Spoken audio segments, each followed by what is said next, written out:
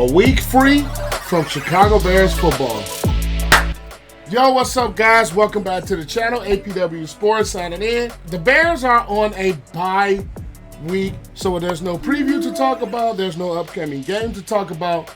So this week, I want to do something a little bit different. I've done this in the past, and I'm going to do it again. This year is my thoughts on the Bears so far as we head into our week 7 bye week.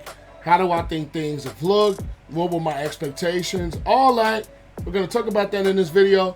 So without further ado, let's dive into it.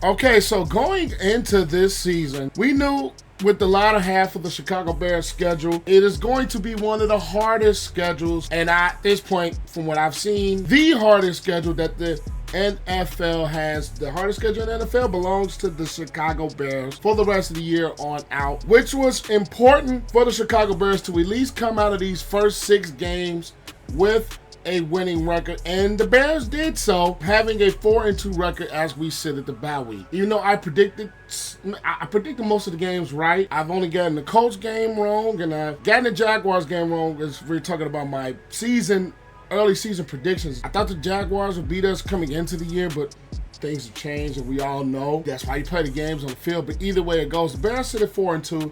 They have a 12th ranked scoring offense, which averages 24 points a game. And when have we ever said the Bears have almost close to a top 10 offense? I don't remember the times where we ever said that about a Bears offense that's close to the top 10, if not top 10. Been a long time, I'll just say that. And a lot of that, it looks sluggish the first 3 games. We're talking about the games against Tennessee where we struggled and we didn't score an offensive touchdown. Where we talk about the Indianapolis Colts game in week 3 or the Texans game in week 2 where we struggled as an entire unit. And the thing that made the Bears struggle as an entire unit is we didn't run the ball particularly well, with 84 rushing yards against the Titans in week 1, 71 yards against the Texans in week 2, and 63 yards against the Colts in week 3. So not only did we struggle as a unit, we struggled to run the football. Total offense went up. I don't care about that. You guys know me. If you're new to the channel, I am not the biggest on numbers. Some numbers are telling. When you don't run a football, you don't win football games. Throughout the first 3 games, we got lucky that Tennessee gave us the game with turnovers, which the Bears had 3 in the first game. We had a turnover in week 2, turnovers every game. And the only game we didn't cause multiple turnovers of his Bears defense was week 2 against the Texans. And when we're talking about the 3-game winning streak that the Bears are currently on, they've only turned the football once in those 3 wins. And in our 4 wins, we've only turned the ball over twice. The losses, we turned the ball over a combined 5 times, with 3 against the Colts, 2 against the Texans. We all see evidence is key. Number 1, you have to run the football, which the Bears have done significantly better over the past 3 weeks, with 131 yards rushing as a team in week 4, 128 yards rushing in week 5 against Carolina, and week 6 against Jacksonville and London, we ran for 152 yards. The success of this Bears offensive unit has been because the Bears have run the football more. And the one thing that helps is with the development of Caleb Williams, which is he doesn't give the defense things to tee off on because they're not passing the football. Over the past 3 weeks, the Bears have been better as a pass offense. They've been better in pass protection. They've been better in protecting the football, even though a lot of people are going to say, oh, you played the Carolina Panthers and the Jacksonville Jaguars. They dominated them. And if you're heading into yourself as a good football team, when you're playing the bad ones, you should, if you want to be a football team, these are the games that you should win. And the Rams, I knew the Rams were going to be a tough game week 4, and the Bears came out on top with the victory. We still have an 8-game home winning streak, if you count 9, because technically we were the home team in London against Jacksonville. So you can technically 9, but I'm going to keep it at 8. I'm talking about the games at Soldier Field. This Bears offensive unit has been good. Now, the one thing coming into the season we all everybody across football league was looking for was the development of Caleb Williams. And I was the one that said he's gonna struggle early. I was one of big belief that this Bears offense was not gonna hit the ground running right away. That it was going to take time for continuity to happen. It was going to take time for Waldron, offensive coordinator Shane Waldron, to get used to these weapons. It's going to take time for Caleb Williams to get acclimated into live full force game action. That is what proved the case. After week 3, Caleb Williams has improved. I want to say just the entire season. Each week, Caleb Williams has improved more and more with, number 1, his decision making, and number 2, he still has a tendency to miss throws, but what quarterback doesn't? What quarterback doesn't miss throws? Who's going to be perfect? I don't think anybody is going to be perfect across the National Football League.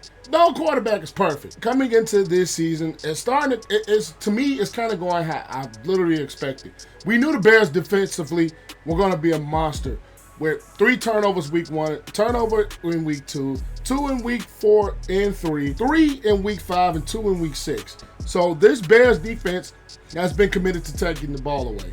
And they were talking about a top 5 scoring defense with the Bears only letting up an average of 16.8 points a game. This is the elite defense that we've expected to see from the Chicago Bears. Now the Bears, I've always said during the course of the season, the run defense hasn't been so great. The Bears run 17. 10th as a defense. And passing defense, the Bears are one of the top, number 6. They turn the ball over, which they're ranked 3rd in turnovers. Turnover percentage as a unit, which that's a key to success. The Bears start with decent field position. The Bears are a really good defense, elite defense in my opinion. You have an elite corner in Jaylon Johnson.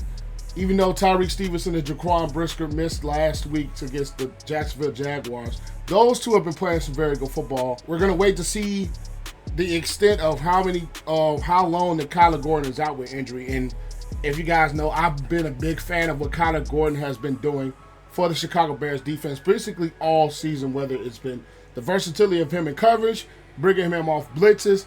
He has been, I think, the X factor for this Chicago Bears defense at that nickelback position.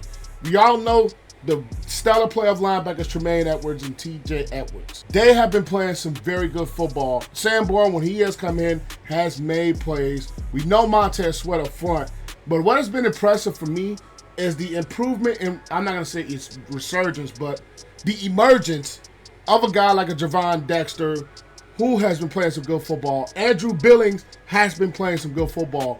This defensive unit, it shows every week why they are one of the top units that we have in the NFL. Today's video is brought to you by Cellular C4. This is a product that I personally used before I even decided to partner with them. And the first thing I got introduced to was the energy drinks by C4. This right here is a fruit punch flavor. They have many other flavors. They have popsicle flavors that just dropped. They have Skittles, Starburst, all the type of flavors that you want. To help you get started with your day, you can wake up in the morning before you start your day and drink you one of those. And also before you get that workout in, when it's workout day, you can take you some pre-workout. To help you get the boost in your workout, all the products, 0 sugar, low calories. This is a great product to take you in your workouts and your journey on fitness to the next level. And I am happy to partner with a product that I was already using in my own personal life. And I will leave my code in the description below to save you guys 20% on your first purchase of C4 of their workouts. They even have muscle recovery to help boost after workouts. They have so many supplements and things to help you on your fitness journey, and you can get yours today in the description below. Click the link and use my code APW Sports to help you save 20%. And again, the links are in the description below, and use the code APW Sports to save you 20% on your purchase. Now, it is time to get back into the video. One thing I do want them to do is be a little bit better against the run, but I think any defense is going to have a bit of a weakness. And if you could point out any weakness of the Bears defense throughout these first 3 games, it's their ability against the run.